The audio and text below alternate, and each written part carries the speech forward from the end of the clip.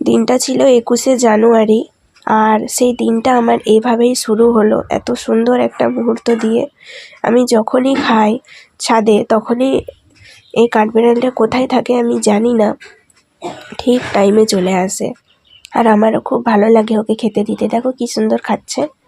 আর আমার গলাটা একটু অন্যরকম লাগছে, কারণ আমার প্রচুর পরিমাণে ঠান্ডা লেগেছে। এই ভাঙা গলাটাই তোমাদেরকে একটু কষ্ট করে সহ্য করতে হবে।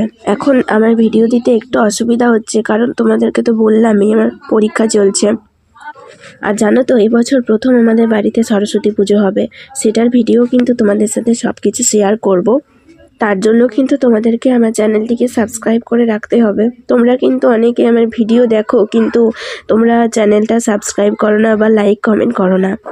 তোমাদের ছোট্ট একটা লাইক কিন্তু আমাকে আরও ভিডিও বানানোর মোটিভেশন দেয়। আর বিষ্ণুপুর থেকে বাঁকুড়া আমরা ট্রেনেই গিয়েছিলাম। হ্যাঁ, অনেকে বাসে যায়, কিন্তু আমি বাসে যেতে পারি না। বাসে আমার প্রচুর প্রবলেম হয়, গা গোলায়, তার জন্যে আমি ট্রেনেই যাই। প্রতিবার যখনই আমি এক্সাম দিতে যাই ট্রেনেই যাই। তো 10:30টায় একটা ট্রেন ছিল, মানে ওটা লেটেই থাকে প্রতিদিন, কিন্তু সেই দিনই তাড়াতাড়ি চলে এসেছিলো, কিন্তু আমরা সেটাই যাইনি, কারণ এত আগে থেকে যেয়ে কী করবো বলো তো।